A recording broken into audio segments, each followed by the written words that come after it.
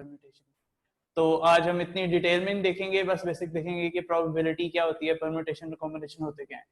तो हमारे पास प्रोबेबिलिटी, हम ये पी कह रहे हैं किसी भी चीज की, हमारे पास क्या है कि नंबर ऑफ केसेस जो हम जिसकी प्रोबेबिलिटी फाइंड करना चाह रहे हैं डिवाइडेड बाय टोटल केसेस।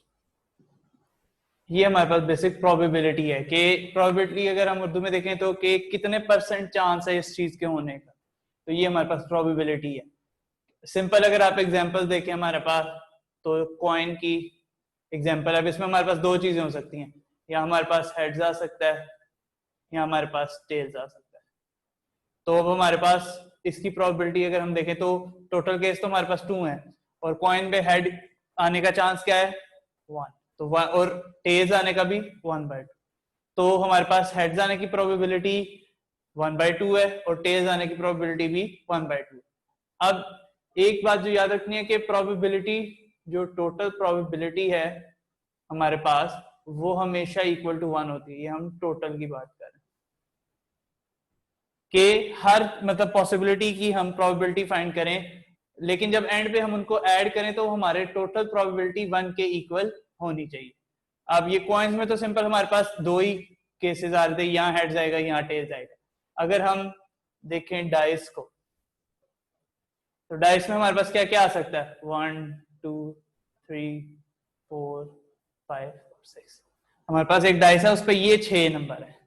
तो अब हमारे पास अगर वो प्रोबेबिलिटी पूछे 1 आने की, कि क्या प्रोबेबिलिटी है कि हमारे पास डाइस पे नंबर 1 आए, तो वो हमारे पास 1/36, क्योंकि टोटल नंबर हमारे पास 6 है और 1 सिर्फ एक दफा ही आ सकता है, तो हमारे पास टोटल प्रोबेबिलिटी 1 आने की 1/6 है। इसी तरह 2 आने की, क्योंकि 2 भी सिर्फ एक ही दफा है तो वो भी 1/6 है।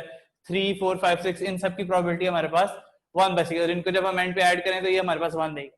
अब अगर वो हमसे कहे कि प्रोबेबिलिटी क्या है इवन नंबर आने की, तो टोटल केस अभी भी हमारे पास 6 है कि कोई भी 6 डिजिट आ सकते हैं। इवन नंबर हमारे पास कौन से हैं 2 4 6, तो 3 हमारे पास इवन, इसको सिंप्लीफाई कर देंगे तो 1/2, मतलब इवन आने की प्रोबेबिलिटी हमारे पास हाफ है।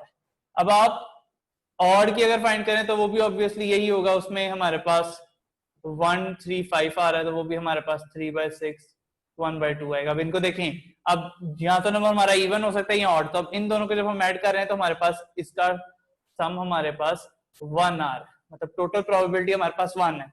तो अगर आप एक चीज फाइंड कर लें, समझे आपने उसने ऑड पूछा है और इवन गिवन है, तो आपको पता है कि अगर नंबर इवन नहीं है तो वो ऑड ही है, तो आप टोटल हमेशा 1 है, तो 1 में से आप इवन की प्रोबेबिलिटी माइनस करें, आपके पास ऑड की प्रोबेबिलिटी आ जाएगी। अब अगर ये तो बहुत सिंपल केसेस हैं, इसमें हमारे पास एक ही डाइस है और वो एक ही दफा इसको जो है ना थ्रो कर रहा है और प्रोबेबिलिटीज हमारे पास ये आ गई। इसी तरह वो प्राइम नंबर इधर कौन कौन सा है 2 3 5, तो 3/6 हमारे पास प्राइम नंबर की होगी, कॉम्पोजिट की भी सेम हो गई। इसके अलावा अगर वो मल्टीपल ऑफ 2 पूछ लेता है, ऑब्वियसली वो इवन है। तो हमारे पास अभी ये सिर्फ एक केस है प्रोबेबिलिटी का कि हमारे पास एक दफा वो डाइस थ्रो कर रहा है, तो हमारे पास ये प्रोबेबिलिटी। अब अगर हमारे पास नंबर ऑफ केसेस बढ़ जाए, जैसे अगर हम कॉइन के केस में देखें तो वो कह रहा है कि हम 2 दफा कॉइन फ्लिप कर रहे हैं,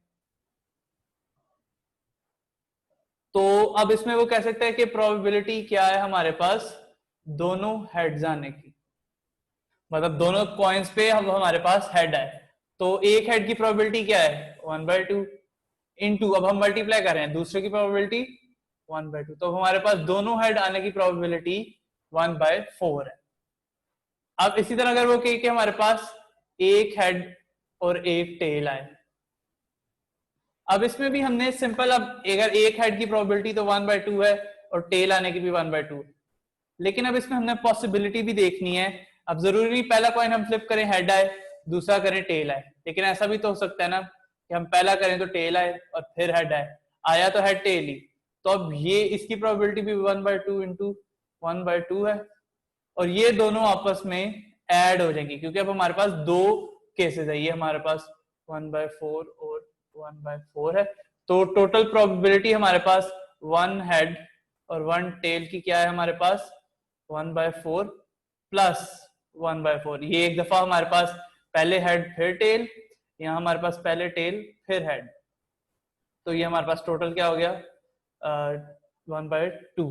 तो ये हमारे पास प्रोबेबिलिटी है कि हमारे पास दो कॉइन्स में एक दफा हेड आए एक दफा टेल आए। तो आपने ये सारी पॉसिबिलिटीज देखनी है। अब जैसे अगर हम डाइस का केस देख लें,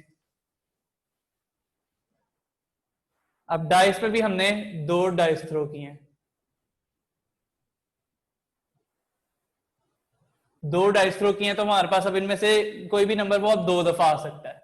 अब अगर वो कहे कि हम प्रोबेबिलिटी फाइंड करें कि दोनों सेम हो दोनों नंबर, तो अब ये कितनी दफा हो सकता है? सबसे पहले तो आपने, अगर पहला हमारा 1 है तो 1 की प्रोबेबिलिटी 1 है, 6 है। सेकंड भी हमारा 1 ही होना चाहिए क्योंकि हम सेम की बात कर रहे हैं। ठीक हो गया। अब ये हमारा 1 के लिए, अब 2 के लिए हम अगर ऐड करेंगे तो वो भी हमारे पास सेम 1/6 इंटू 1/6।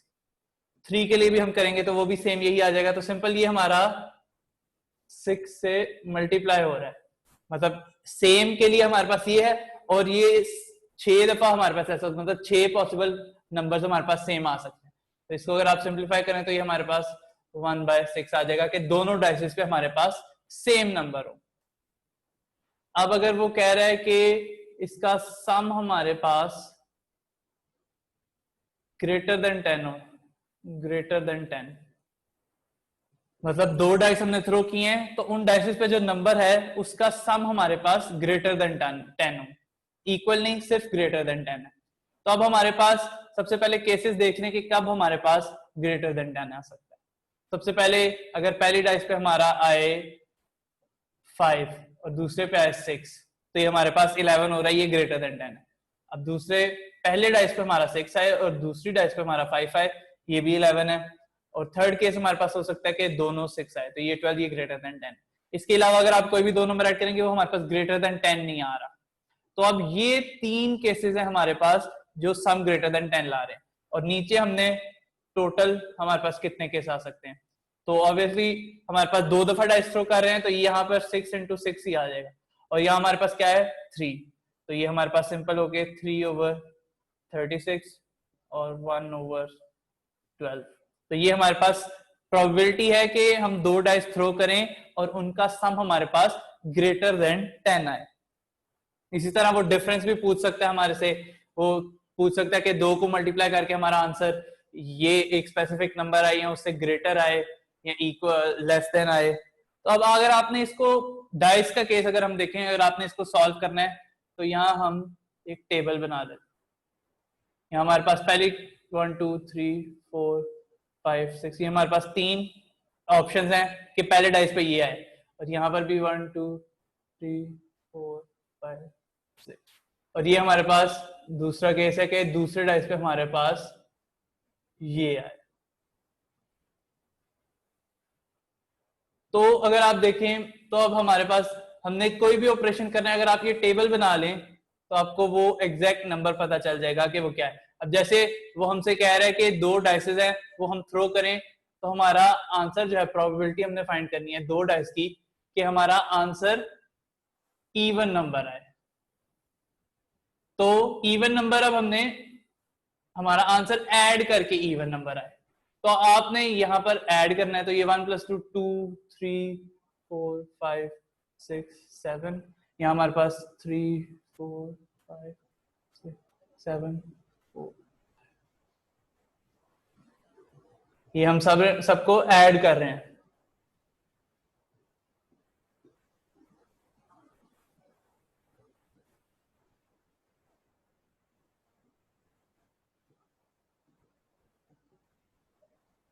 तो ये हमारे पास हमने इन मतलब एक ये जो बॉक्स है ये हमारे पास 1 और 1 का है, तो इनको हमने ऐड किया 2। इस तरह ये बॉक्स है 3 + 4 7। अब हमारे पास जो टोटल केसेस हैं वो हमारे पास 36 हैं। ये टोटल केसेस हमारे पास 6 कॉलम्स इंटू 6 रोज, तो हम मल्टीप्लाई करें तो 36। अब इसमें इवन कितने हैं वो हम देख लें, 1 2 3 4 5 6 7 8 9 10 11 12 13 14 15 16 17 18। तो ये हमारे पास 18 इवन है, मतलब कि हमारे पास 1/2 आ गई। तो अगर हमारे पास दो डाइस हम थ्रो कर रहे हैं उनका सम करके हमने देखना कि इवन कितना आता है, तो वो हमारे पास टोटल केसेस 36 थे और उसमें से इवन नंबर हमारे पास 18 आए, तो ये हमारे पास 1/2 प्रोबेबिलिटी है कि हम दो डाइसेस को थ्रो करके सम करें तो वो हमारे पास इवन आए।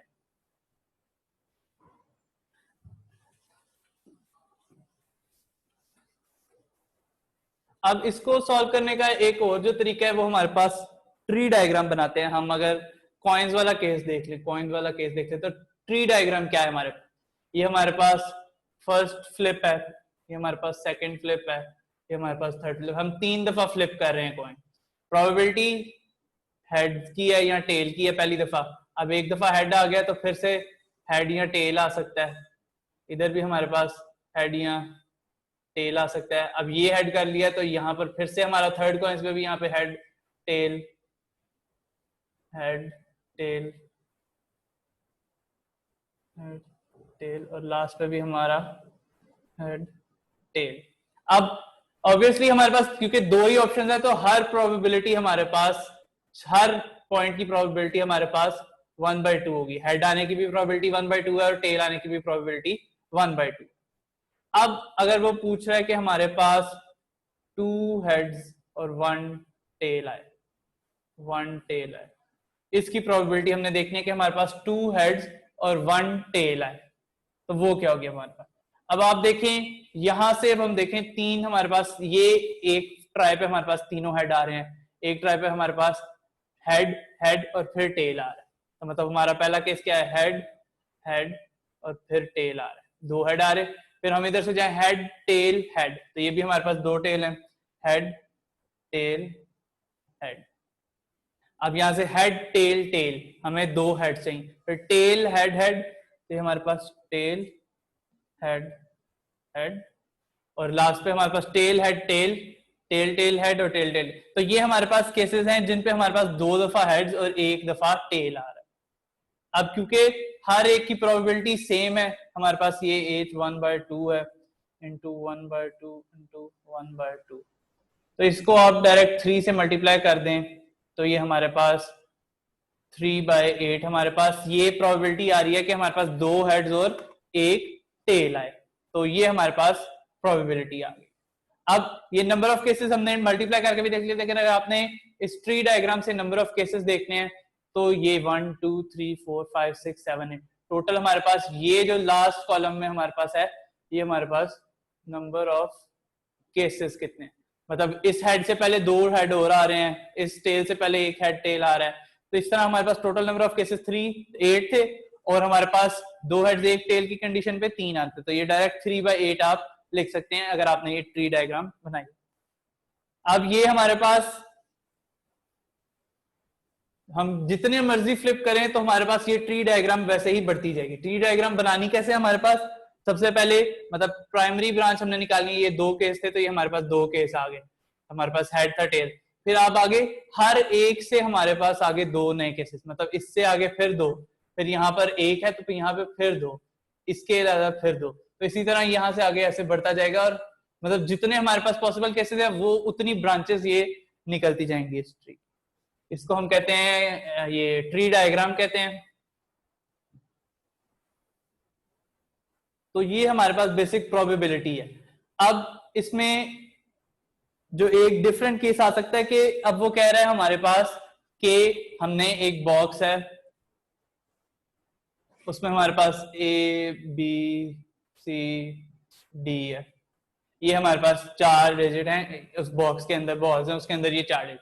अब वो कह रहा है कि हमने 2 ड्रॉज किए हैं, 2 बॉल हमने ड्रॉ किए हैं, मतलब निकाले हैं 2 बॉल, तो अब वो कह रहा है प्रोबेबिलिटी फाइंड करें कि हमारे पास एक हेड हो और एक ए हो और एक हमारे पास सी हो। अब लेकिन अब ये इसमें कंडीशन क्या है कि हमने वो बॉल निकाल के दोबारा वापस नहीं डाले, मतलब अगर हम इसकी ट्री डायग्राम बनाएं तो हमारे पास ये है ए बी सी डी, इसको बड़ा लिखते थे क्योंकि ये चारों ने ये हमारे पास ए आने की प्रोबेबिलिटी क्या है, हमारे पास ए से आगे दोबारा 4 नए केसेस आ सकते हैं ना,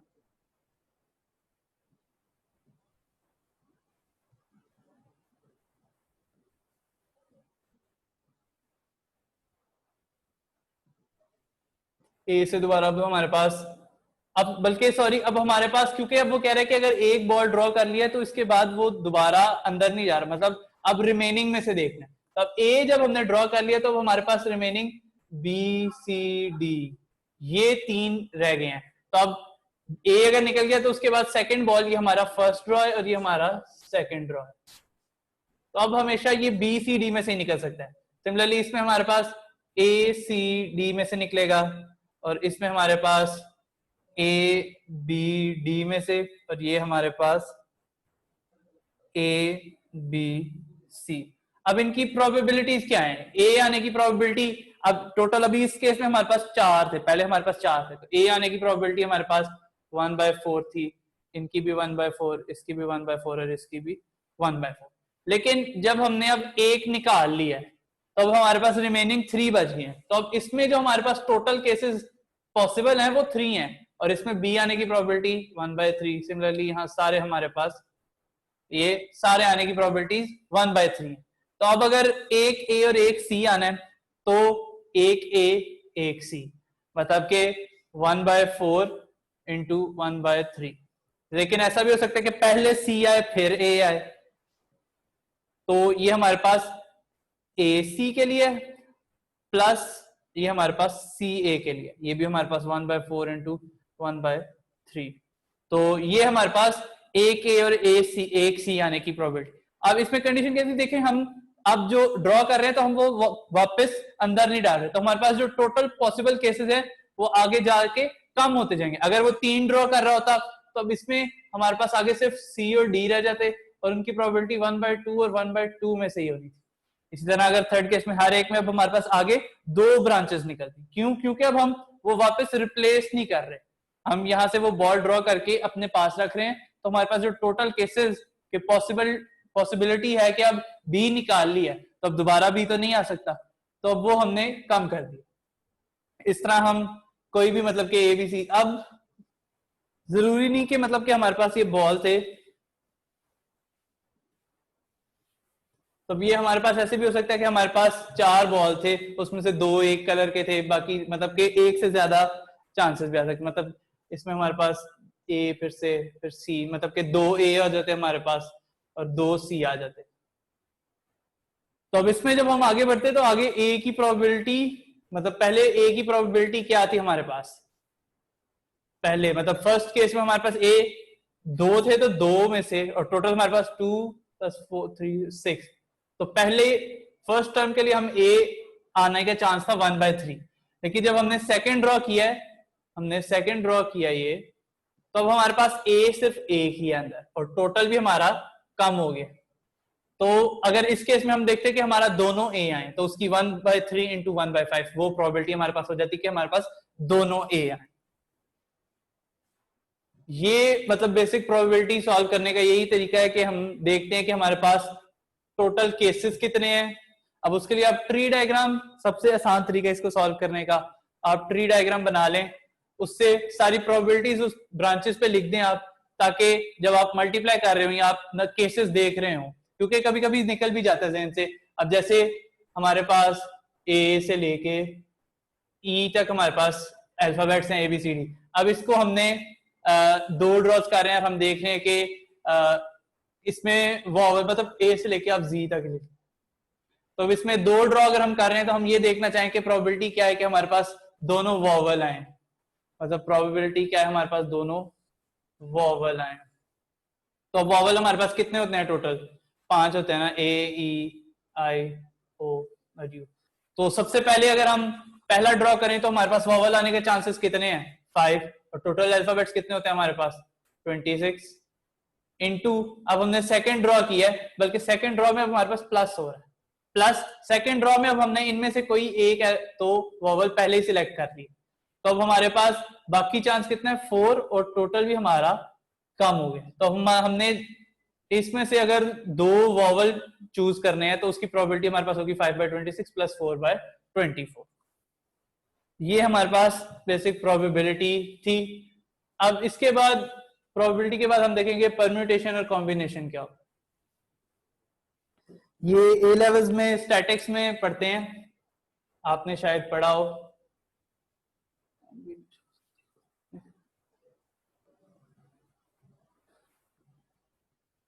कॉम्बिनेशन और परम्यूटेशन। इसको हम सी से करते हैं, ये NCR इसकी जनरल रिप्रेजेंटेशन है, ये N। अब कॉम्बिनेशन और परम्यूटेशन हमारे पास है क्या, इसका बेसिकली मतलब है हमारे पास अगर ये ए से लेके ABCDE है, हमने इसमें से अब कोई भी दो अल्फाबेट सिलेक्ट करने हैं, कोई भी दो, मतलब अब उसकी कितनी पॉसिबिलिटीज है, हमारे पास AB हो सकता है, AC, AD, AE, similarly BC, और ये रिपीट भी हो सकता है, हमारे पास BA हो सकता है, हमारे पास CA हो सकता है। तो ये हमारे पास टोटल पॉसिबल कि हम इन 5 में से कोई दो सिलेक्ट करें और वो हमारे पास कितनी पॉसिबिलिटीज हैं वो हमें परम्यूटेशन बताता है कि हमने एक गिवन सेट ऑफ डाटा है, उसमें से हमने कुछ मतलब पॉइंट सिलेक्ट करने हैं, तो उसमें हमारे पास कितनी पॉसिबिलिटी है कि हम कितने डिफरेंट ऑर्डर्स में ये सिलेक्ट कर सकते हैं, तो ये हमें परम्यूटेशन बताता है। कॉम्बिनेशन परम्यूटेशन से मिलता है, लेकिन इसमें अब हमारे पास क्या है कि इसमें हमारे पास दो जो अब हमने सिलेक्ट किए हैं ये आइडेंटिकल नहीं हो सकते, इस केस में तो ये परम्यूटेशन है। लेकिन जब हम कॉम्बिनेशन की बात कर रहे हैं तो इसमें हमारे पास AB अगर है तो BA हमारे पास इधर नहीं होना चाहिए, मतलब इसमें हमारे पास इसमें ऑर्डर मैटर नहीं करता, इसमें हम ABBA ऑर्डर कोई भी लिख दें वो हमारे पास परम्यूटेशन में आएगा। लेकिन जब हम कॉम्बिनेशन की बात कर रहे हैं तो हम इसमें ऑर्डर मैटर करता है कि हमारे पास पहले A फिर B, ऐसे नहीं हो सकता कि पहले B आए फिर A, ये दोनों वो एक ही केस कंसिडर करता है। तो इसलिए हमारे पास अगर हम A से लेके E तक की देखें तो ये हमारे पास टोटल आते हैं 20 आते हैं, लेकिन अगर हमने रिपीट को हटा दिया तो ये हमारे पास 10 आते हैं।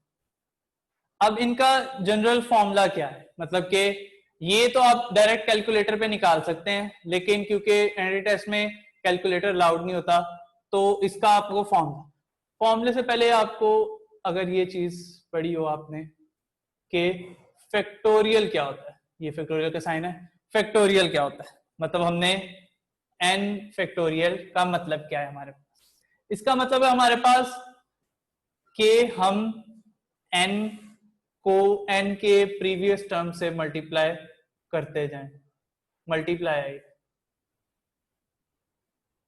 कब तक करना है हमने, जब तक हमारे पास 1 नहीं आ जाता, मतलब लास्ट टर्म हमारे पास 1 आनी चाहिए। फॉर एग्जाम्पल अगर हमने 10 का फैक्टोरियल निकालना है तो ये हमारे पास 10 इंटू 9 8 7 6 5 4 3 2 1, तो ये हमारे पास 10 का फैक्टोरियल है कि इसको हम प्रीवियस जितने भी अब इसमें से n-1 करते जाएंगे 1 तक और इन सबको आपस में मल्टीप्लाई कर, इस तरह अगर आप 5 का फैक्टोरियल लेंगे तो वो हमारे पास 5 इंटू 4 3 2 1, तो ये हमारे पास 5 का फैक्टोरियल है। तो इस तरह हम n फैक्टोरियल मतलब किसी भी नंबर का फैक्टोरियल है तो उसको हम प्रीवियस नंबर से मल्टीप्लाई करते जा रहे हैं 1 तक। अब इसमें जो एक एक्सेप्शनल केस है, अगर आप 0 का फैक्टोरियल आप कहेंगे 0 का फैक्टोरियल 1 होता है, ये बात याद रख लें कि 0 का फैक्टोरियल हमारे पास 1 है। अब अगर हम इनके फॉर्मूले देखें कि NCR और ECR का मतलब क्या है, तो सबसे पहले तो n क्या है हमारे पास, n हमारे पास क्या है कि नंबर ऑफ गिवन डाटा, जैसे अभी हम ABCD की बात कर रहे थे उसके हम पास, तो ABCD हमारे पास 4 नंबर गिवन है, तो उस केस में हमारे पास n 4 हो जाता। अगर हम ABCD का केस देख रहे हैं तो अब इसमें हमारे पास 4, तो यहां हमारे पास n 4 आ जाता। R हमारे पास क्या है कि हमने इसमें सिलेक्ट कितने करने हैं, हम दो का हम पेयर बना रहे थे, तो R क्या है हमारे पास सिलेक्टेड, सिलेक्ट मतलब कि नंबर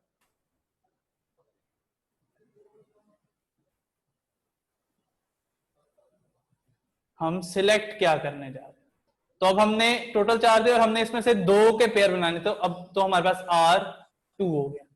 अब NPR हमारे पास फॉर्मूला इसका क्या है, ये है हमारे पास n factorial over n minus r का होल फैक्टोरियल। ये हमारे पास है n factorial over n minus r का फैक्टोरियल। अगर हम इस केस में देखते तो 4 फैक्टोरियल बाय 4 माइनस 2 का फैक्टोरियल। 4 माइनस 2 इज 2, तो हम 2 ही लिख दें। तो 4 का फैक्टोरियल क्या था? 4 इंटू 3 इंटू 2 इंटू 1, और 2 का फैक्टोरियल 2 इंटू 1। तो अगर हम इसको सिंप्लीफाई करें तो ये हमारे पास कैंसिल हो जाएगा, और ये हमारे पास 4 3 12। तो हमारे पास 12 पॉसिबिलिटीज हैं कि हमारे पास हम ABCD को इस तरह लिख सकें। अब इसके बाद हमारे पास NCR क्या है? C हमारे पास क्या था? अब हम इसमें जो रिपीट कर रहे हैं नंबर उसको हम कैंसिल कर रहे हैं। जैसे अगर आप ये देखें 1 1 3 7 5 2 3 7, अब ये हमारे पास एक डाटा है, गिवन डाटा। अब इसमें हमारे पास 2 दफा 1 है, 2 दफा 3 है, 2 दफा 7 है। तो अब आप अगर हमने सिलेक्ट करने हैं कोई भी 2 नंबर और वो 2 नंबर हमारे पास सेम ना हो, तो हम क्या करेंगे? टोटल कितने? 1 2 3 4 5 6 7 8। तो ये हमारे पास 8 फैक्टोरियल के, इनको हम 8 दफा अरेंज कर, हमने अरेंज करने और डिवाइडेड बाय, अब ये 2 दफा आ रहा है तो इसको 2 फैक्टोरियल से डिवाइड कर दिया। 3 भी 2 दफा आ रहा है, 7 भी 2 दफा आ रहा है, तो इसको इसी तरह बताओ हम कर क्या रहे हैं? हम NPR को इस जो हमने सिलेक्ट करना है उतने के फैक्टोरियल से डिवाइड कर रहे हैं। मतलब इसका फॉर्मूला हमारे पास है n factorial over k factorial, k r factorial n minus r का फैक्टोरियल। ये हमारे पास C का फॉर्मूला है। अब दोनों में डिफरेंस जो है ना समझना बहुत जरूरी है कि P कब यूज होगा और C कब यूज होगा। तो P कब यूज होगा? जब वो हमें कह रहा है कि हमें ये बहुत सा डाटा गिवन है, जैसे 1 3, हमने इसको जब अरेंज करना है, इसको हमने अरेंज करना है, इन पांचों को अगर हमने किसी भी ऑर्डर, डिफरेंट ऑर्डर में हमने अरेंज करना है, तो ये हमारे पास P यूज होगा। अब क्योंकि हमने इन पांचों को अरेंज करना है तो हम इसमें डायरेक्ट फैक्टोरियल भी यूज कर सकते हैं। क्यों? क्योंकि जब हम n करेंगे, जैसे 5p5 अगर हम करें तो हमारे पास यहाँ 0 देगा, और 0 फैक्टोरियल 1 होता है तो हमारे पास सिर्फ n फैक्टोरियल आ जाएगा। कर हम p रहे हैं, मतलब हम 5p5 करेंगे। ऑब्वियसली अगर फॉर्मूला देखें तो हम 5 फैक्टोरियल ओवर 5 माइनस 5 का फैक्टोरियल, तो ये हमारे पास सिर्फ 5 फैक्टोरियल बचता है। मतलब हम बेसिकली जब अरेंज कर रहे हैं तो हम डायरेक्ट फैक्टोरियल यूज करते हैं, या हमने p यूज करना है। अगर हमने अरेंज ही करना होता, लेकिन हम 4 सिलेक्ट करने हैं, ये 5 डाटा है, हमने इसमें से सिलेक्ट करने हैं 4 और उनको फिर अरेंज करना है। ठीक हो गया? तो अब हमने टोटल 5 थे और उसमें से 4 सिलेक्ट करके अरेंज करने थे, तो ये हमारे पास 5 फैक्टोरियल ओवर 5 माइनस 4 फैक्टोरियल हो जाएगा। ये हमारे पास रहेगा 5 फैक्टोरियल ही, क्योंकि डिफरेंट ऑर्डर्स में हम इस तरह इसको अरेंज कर सकते हैं। लेकिन अगर हमने सिर्फ सिलेक्ट करने हैं, हमने अरेंज नहीं करने, हम इन 5 में से कोई भी 2 सिलेक्ट करने हैं, तो हमने सिर्फ सिलेक्ट करने हैं 2। अब क्योंकि हम सिलेक्ट कर रहे हैं तो ऑर्डर मैटर नहीं करता कि हम पहले ये सिलेक्ट करें और फिर वो करें, क्योंकि हम तो कर तो 2 ही सिलेक्ट रहे हैं। तो यहाँ पे हमारे पास 5C2 यूज हो जाएगा, और इसका फॉर्मूला वो है। तो ये हमारे पास, अब इनके डायरेक्ट कमांड्स जो है ना, ये हमारे पास कैलकुलेटर में मौजूद होती है। अब इनको यूज कब करना है? जब हमें अरेंज का कह रहा हो, सिलेक्ट करके अरेंज करना है तो P यूज करना है। जब सिंपल सिलेक्ट कह रहा होगा तब हमने C यूज करना है। अब इसके आपके कोई क्वेश्चन है तो वो पूछ लें, और हम इसके जो है ना क्वेश्चन आंसर्स भी करते हैं।